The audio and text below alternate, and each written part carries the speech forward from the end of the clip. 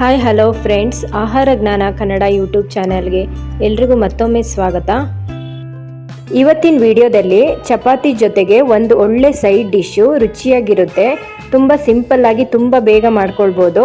Tomato soya curry. ಇದನ್ನು ಹೇಗೆ ಮಾಡೋದು ಅಂತ ನೋಡೋಣ. ಮೊದಲಿಗೆ ಒಂದು ಕಡಾಯಿಗೆ ಒಂದು 2-3 ಟೇಬಲ್ ಸ್ಪೂನ್ ಆಗುವಷ್ಟು ಎಣ್ಣೆ ಹಾಕ್ಕೊಳ್ತಾ ಇದ್ದೀನಿ. ಈ ಎಣ್ಣೆ ಹಾಕ್ಕೊಂಡು ಆದ್ರ ಮೇಲೆ ನಾವು ಒಂದು 2 ಈರುಳ್ಳಿನ ಕಟ್ ಮಾಡಿ ಇಟ್ಕೊಂಡಿದ್ವಿ. ಅದರಲ್ಲಿ ಅರ್ಧ ಭಾಗ ಆಗುವಷ್ಟು ಈರುಳ್ಳಿನ ನಾನು ಫ್ರೈ ಮಾಡೋಕ್ಕೆ ಹಾಕ್ಕೊಳ್ತಾ ಇದ್ದೀನಿ.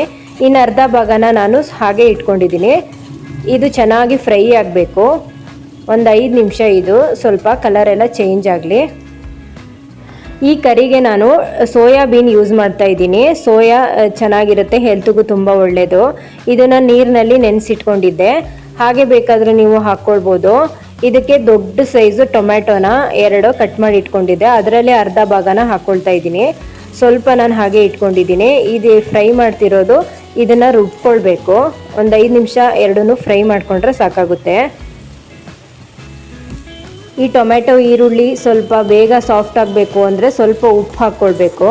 ಉಪ್ಪು ಹಾಕ್ಕೊಳ್ಳೋದ್ರಿಂದ ತುಂಬ ಬೇಗ ಇದು ಮೆತ್ತಗಾಗುತ್ತೆ, ಹಾಗೆ ರುಚಿ ಕೂಡ ಚೆನ್ನಾಗಿರುತ್ತೆ. ಕಲ್ಲುಪ್ಪನ್ನ ಹಾಕ್ಕೊಂಡಿದ್ದೀನಿ. ಇವಾಗ ಇದು ಬಾಡಿದೆ. ಇವಾಗ ಗ್ಯಾಸನ್ನು ಆಫ್ ಮಾಡಿಕೊಂಡು ಇದು ತಣ್ಣಗಾದ್ರ ಮೇಲೆ ಮಿಕ್ಸಿ ಜಾರಿಗೆ ಹಾಕ್ಕೊಳ್ತಾ ಇದ್ದೀನಿ. ಇದಕ್ಕೆ ನಾನು ಸ್ವಲ್ಪ ನೆನೆಸಿರುವಂತಹ ಗೋಡಂಬಿ ನೆನೆಸಿ ಹಾಕ್ಕೊಳ್ಳೋದ್ರಿಂದ ಒಳ್ಳೆ ರುಚಿ ಬರುತ್ತೆ. ಹಾಗೆ ಈ ಗೋಡಂಬಿ ಬೇಡ ಅಂದರೆ ಅದಕ್ಕೆ ನೀವು ಹುರಿಗಡಲೆ ಹಾಕ್ಕೊಳ್ಬೋದು. ಸ್ವಲ್ಪ ಕೊತ್ತಂಬರಿ ಸೊಪ್ಪು, ಹಾಗೆ ಸ್ವಲ್ಪ ತೆಂಗಿನಕಾಯಿ ತುರಿ ಹಾಕ್ಕೊಳ್ತಾ ಇದ್ದೀನಿ. ಟೊಮೆಟೊ ಕರಿ ಮಾಡೋದಕ್ಕೆ ಸ್ವಲ್ಪ ತೆಂಗಿನಕಾಯಿ ತುರಿ ಹಾಕ್ಕೊಂಡ್ರೆ ಚೆನ್ನಾಗಿರುತ್ತೆ. ಹಾಗೆ ಸ್ವಲ್ಪ ನೀರು ಹಾಕ್ಕೊಂಡು ಶುಂಠಿ ಮತ್ತು ಬೆಳ್ಳುಳ್ಳಿ ಎರಡನ್ನೂ ಸ್ವಲ್ಪ ಸೇರಿಸ್ಕೊಳ್ತಿದ್ದೀನಿ. ಇದನ್ನು ನುಣ್ಣಗೆ ರುಬ್ಕೊಳ್ಳೋಣ. ಇವಾಗ ಮತ್ತೆ ಪುನಃ ಅದೇ ಕಡಾಯಿಗೆ ಸ್ವಲ್ಪ ಗರಂ ಮಸಾಲ ಐಟಮ್ಸನ್ನೆಲ್ಲ ಹಾಕ್ಕೊಳ್ತಾ ಇದ್ದೀನಿ. ಫ್ಲೇವರು ತುಂಬ ಚೆನ್ನಾಗಿರುತ್ತೆ. ಸ್ವಲ್ಪ ಪಲಾವ್ ಎಲೆ, ಚಕ್ಕೆ, ಲವಂಗ, ಸೋಂಪು ಕಾಳು ಎಲ್ಲವನ್ನು ಹಾಕ್ಕೊಂಡು ಫ್ರೈ ಮಾಡಿ, ನಾವು ಅರ್ಧ ಈರುಳ್ಳಿನ ಹಾಗೆ ಇಟ್ಕೊಂಡಿದ್ವಲ್ಲ ಅದನ್ನು ಹಾಕಿ ಚೆನ್ನಾಗಿ ಫ್ರೈ ಮಾಡಬೇಕು. ಚಪಾತಿ ಜೊತೆಗೆ, ದೋಸೆ ಜೊತೆಗೆ ಈ ಗ್ರೇವಿ ತುಂಬ ಚೆನ್ನಾಗಾಗುತ್ತೆ. ಟೊಮೆಟೊ ಈರುಳ್ಳಿ ಇದ್ದರೆ ಸಾಕಾಗುತ್ತೆ. ಫ್ರೈ ಆಗ್ತಾ ಇದೆ. ಇವಾಗ ಗೋಲ್ಡನ್ ಬ್ರೌನ್ ಕಲರ್ ಆಗಿದೆ, ಕಲರ್ ಚೇಂಜ್ ಆಗಿದೆ, ನೋಡ್ತಿರ್ಬೋದು ಇಲ್ಲಿ. ಈ ಟೈಮ್ನಲ್ಲೇ ಸ್ವಲ್ಪ ಟೊಮೆಟೊ ಇಟ್ಕೊಂಡಿದ್ವಲ್ಲ ಹಾಗೆ ಅದನ್ನು ಕೂಡ ಹಾಕ್ಕೊಂಡು ಚೆನ್ನಾಗಿ ಫ್ರೈ ಮಾಡಬೇಕು.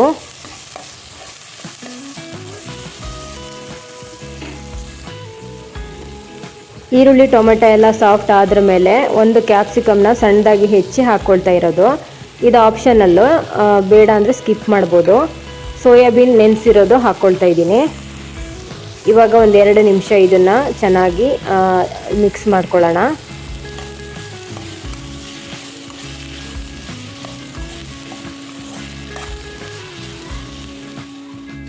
ಒಂದು 2 ನಿಮಿಷ ಎಲ್ಲ ಬಾಡಿಸ್ಕೊಂಡಾಗಿದೆ. ಇವಾಗ ನಾವು ರುಬ್ಬಿಟ್ಕೊಂಡಿರುವಂತಹ ಮಸಾಲಾನ ಇದಕ್ಕೆ ಹಾಕ್ಕೊಳ್ಬೇಕು. ತುಂಬ ನೀರನ್ನು ಒಂದೇ ಸಲ ಹಾಕ್ಕೊಳ್ಳೋದು ಬೇಡ, ನೋಡಿಕೊಂಡು ಸ್ವಲ್ಪ ಸ್ವಲ್ಪ ನೀರನ್ನು ಹಾಕ್ಕೊಳ್ಳೋಣ.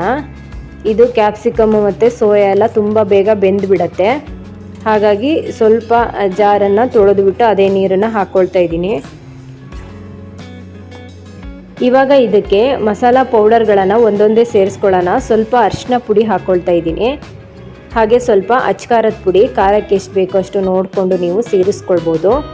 ಇದಕ್ಕೆ ಹಸಿಮೆಣ್ಸಿನ್ಕಾಯಿ ಯೂಸ್ ಮಾಡಿದ್ರೆ ನೀವು ಖಾರದ ಪೌಡರ್ನ ಸ್ವಲ್ಪ ಹಾಕ್ಕೊಂಡ್ರೆ ಸಾಕಾಗುತ್ತೆ.